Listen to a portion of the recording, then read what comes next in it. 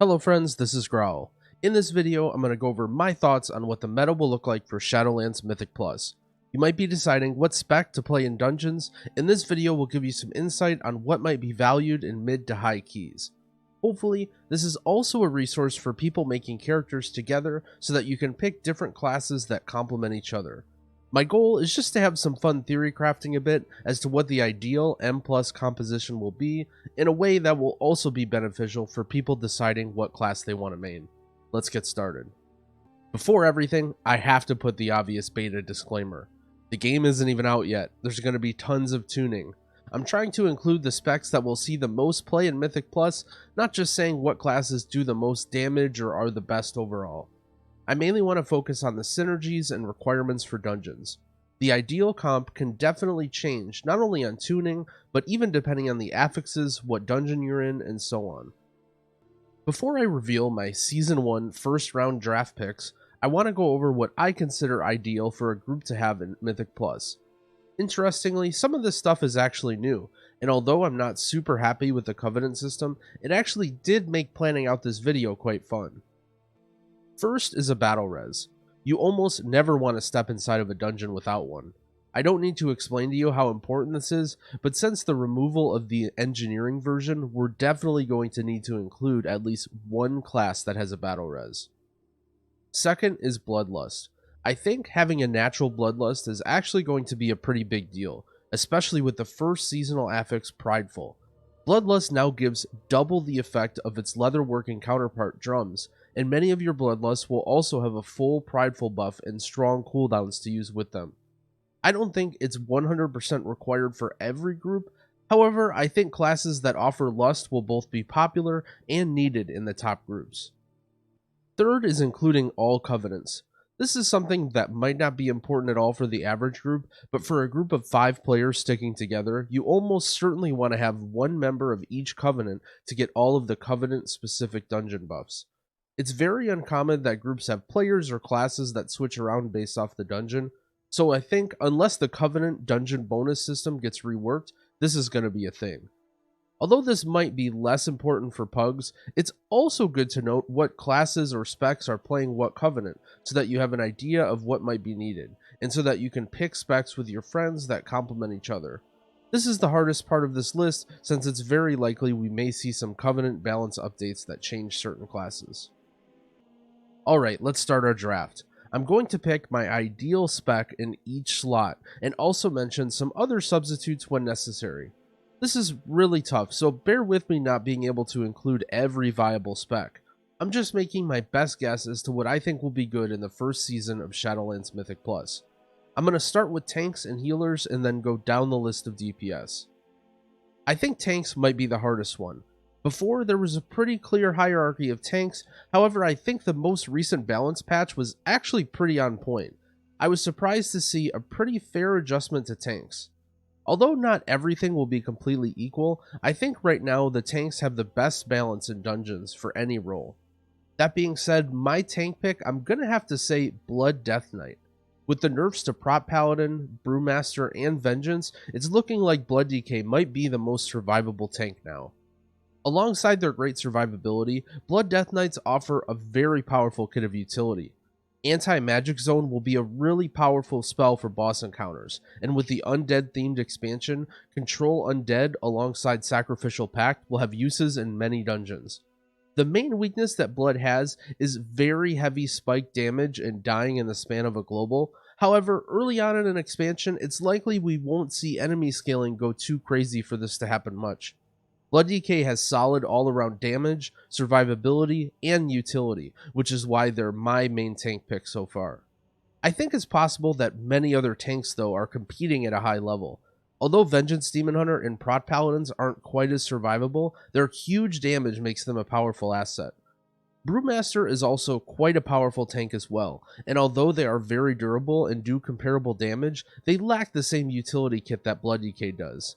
I think any one of these 4 tanks is probably a safe bet at this point. Now for healers, where unfortunately we have a little bit less competition. Resto Druids and Discipline Priests were in a tight race for Mythic Plus for most of the beta. However, with the most recent batch of changes, I think Druids definitely came up on top. With their high amounts of utility along with strong mastery healing and smaller party sizes, druids are very well suited for dungeons. Although druids are a bit behind in damage to some of the other healing classes, similar to tanks, I think early on survivability will matter more. The druid's non-cooldown reliant, strong AoE healing make it my top pick. As for honorable mention, I think the runner-up now is Paladin. Although it seems people are still not quite taking a liking to the Holy Power Edition, as gear gets better, Paladins could slowly climb back to the top. With their strong burst healing and consistent, solid damage, I think they are a good second choice.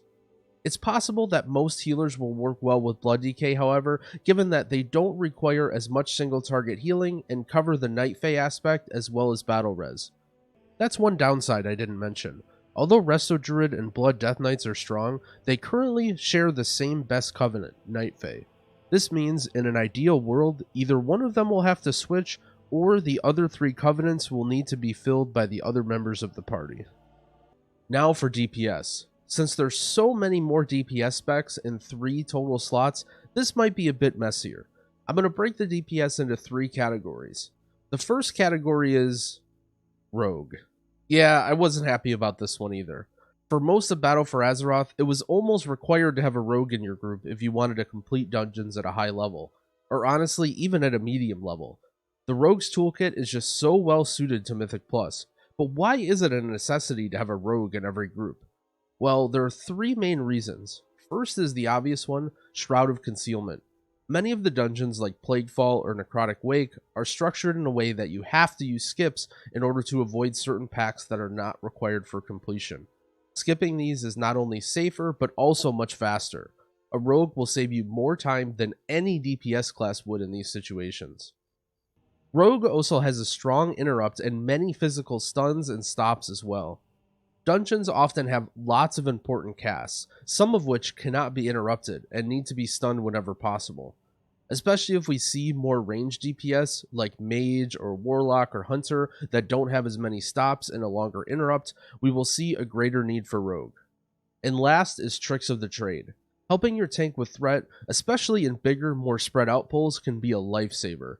Tricks is a huge help to tanks and allows DPS to play much more aggressively. Right now, it's looking like Subtlety is the best spec for rogues, with our honorable mentions being Outlaw and Assassination, I guess. The next DPS slot is our Lust class. Since we don't have one yet, we ideally want to fit in a solid DPS with Bloodlust. Right now, it's looking like Frost Mage is a winner here. With solid damage alongside large AoE slows, it's always a good idea to have a Frost Mage around. Since tank's power seems to be dropping and the need for kiting goes up, so does the value of Frost Mage. The current iteration of Frost Mage doesn't seem very cooldown reliant either, so it'll be great for both pugs and high level groups. As an honorable mention, I want to include Marksmanship Hunters. Although not too terribly popular in Battle for Azeroth, with the recent buffs to Chimera Shot, the stocks for Marks Hunter are rising. Marks have Binding Shot as well as their own Bloodlust, so they're a great substitute for Mage, especially if the group has Monk Mystic Touch debuff or Warrior Battle Shout to increase their damage. Hunters also bring something that Mages don't, a Soothe. Soothe is incredibly useful in many dungeons, especially during the Raging Affix or if you're not playing with a Resto Druid healer. Now we have one more DPS slot open. We've covered most of our bases, having Rogue Utility, Battle Res, Bloodlust, and most Covenants covered depending on tuning. We're mainly just looking for a spec that will do big damage and mesh well with the other members of the group. Right now, as the way it stands on the beta, my choice would be Destruction Lock. Warlock is doing huge amounts of consistent damage and also has some niche utility with health stones, gateways, and another battle res. It will be awesome to see Warlocks return to Mythic Plus as they have been missing for almost all of BFA. Right now, Warlocks are doing some of the highest damage of any class I see, and I wouldn't be surprised if we see them dominating the highest keys in the first season of Shadowlands. There are quite a few honorable mentions here, since this is basically all the DPS that weren't included in the previous categories. First is Demon Hunter. If it's the case that there's too many important casts or abilities to run both a Warlock and a Mage, we may see the return of Demon Hunter. Demon Hunters add great mob control along with competitive damage and Chaos Brand, which buffs magic damage. Fury Warriors also could end up being really popular. So far in my testing, party-wide Spell Reflect is an insanely powerful offensive and defensive ability. It could definitely be used to beat bosses that are incredibly difficult in higher keys, and also help mitigate damage on high Prideful. Last is Boomkin. Although there's probably at least 5 or 6 other specs that could fit in here, I wanted to mention Boomkin last. Although Boomy doesn't have the highest damage right now, it brings an insanely powerful utility kit. With trees, innervate, and off heals, if the roadblocks to highest keys ends up being difficult boss fights, I can definitely see Boomies being very strong as well. So here it is, our final draft, my 5 picks for the meta comp in Shadowlands. Although I just scratched the surface on potential group setups for Mythic Plus in the first season, I hope this gave you an idea of how I see the meta shaping up and what classes and utility might be valuable. Thanks for watching. If you enjoyed this video, I'd appreciate it if you gave it a like and subscribe to my channel. I'll be releasing tons of World of Warcraft Shadowlands guides, walkthroughs, news, and more. Happy keying!